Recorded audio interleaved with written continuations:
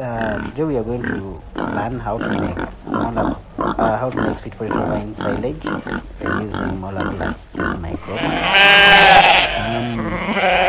What we need to do is we need to chop our sweet potato vines into 3 centimeters, or roughly 3 centimeters, or roughly 1 inch, or it can even go to 3 inches, just as the pieces that you've seen in the video. Then we'll mix, we'll get our microbes, MolaPlus Pig Microbes, add molasses. That is how molasses look like. Now the quantities that we'll use will depend on how much we are going to do. Then we'll add fresh or raw water. A key thing to note here, we don't need chlorinated water or treated water that is treated using chloroamines. Now, what we are going to use is the mixture of our microbes, molasses, and raw water. What we will do here, because in the interest of time, we will sprinkle this on the spread vines, taking care not to to make them very wet. All we need is just to have at least all the vines that are spread having a feel of the mixture. That will include the MolaPlus Pig Microbes, the molasses, and the raw water.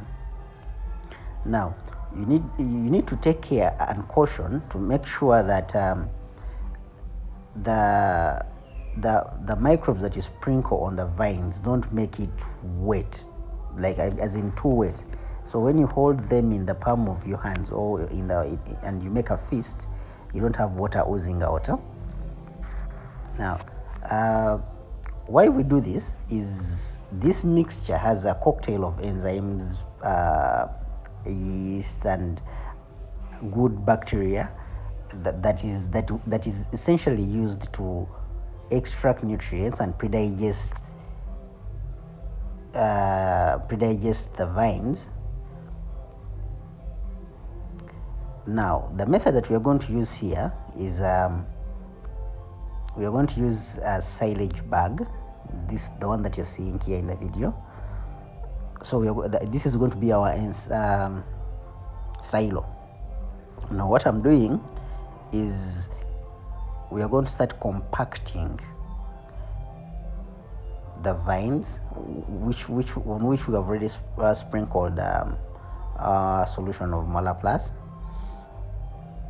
So you estimate every 10 to 15 centimeters of material to be ensiled, compress or press to the reason as why we are doing this is to expel most of the trapped air, and also to reduce the air spaces in between, and also to create space so that this silo can contain or can be able to hold up to between 100 to 200 kgs. So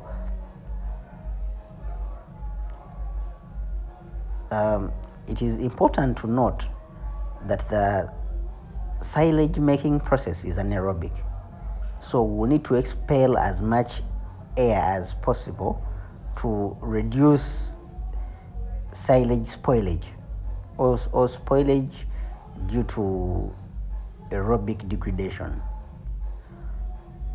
Now so after compacting, we'll add another layer, preferably 10 to 15 centimeters of our chopped vines.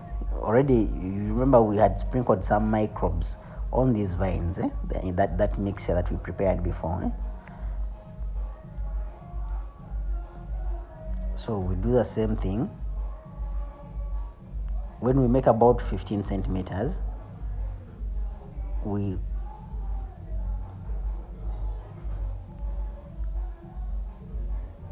compact, we spread it to get more or less an even surface, then compact. Now what you use to compact depends. If you're doing large quantities, you can use any heavy objects. Here we are using one of my colleagues, or one of the farm hands. He's the one that is standing in the silo. To his weight, we exerting his weight on the mixture to make sure that we expel excess air.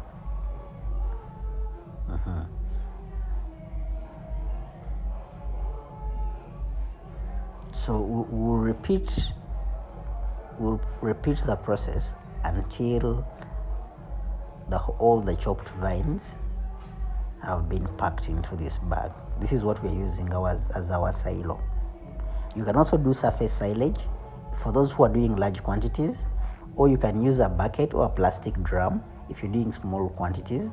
Now for people who are doing who have a few animals, let's say a few pigs, this is preferred. But if you're going to do large quantities, you can do surface silage, or you can use a pit as your silo.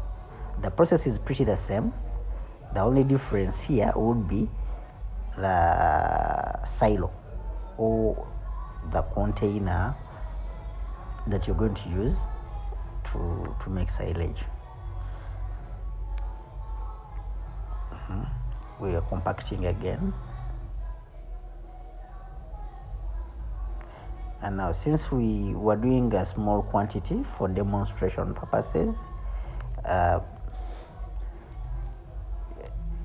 we're spending a lot of time on compacting, because this is one of the ways that into which you can easily lose your silage. Imagine putting a lot of time in this, and then it comes out as waste just because you've not compacted. We need to. That's why this farm hand is trying to compact.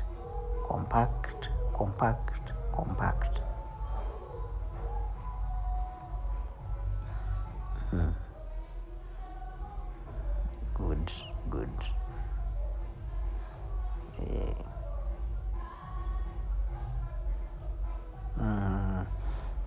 Yes. Yes, you see, this farm hands has been using his boots, but before, if you're going to use to step in the silo, like what he was doing, these boots must be cleaned and probably disinfected. But we use just fresh water to clean them, to minimize the use of chemicals that would ideally kill our enzymes that are in the microbes. So after we are closing our silo, this is how we do it. In case you're using a silage bag, watch. This is how you fold it. The key thing is we have to make sure no air gets into this bag. You see what I'm doing? We're expelling out trapped air. Now, why do we expel out the trapped air? Because the process of fermentation, or it's entirely anaerobic. That means it doesn't need oxygen for it to occur, and it will only start taking place once all the oxygen locked in this bag has been utilized. One of the key ingredients of microbes includes yeast. What it does, it absorbs all the excess oxygen that is there to make the environment anaerobic for proper fermentation.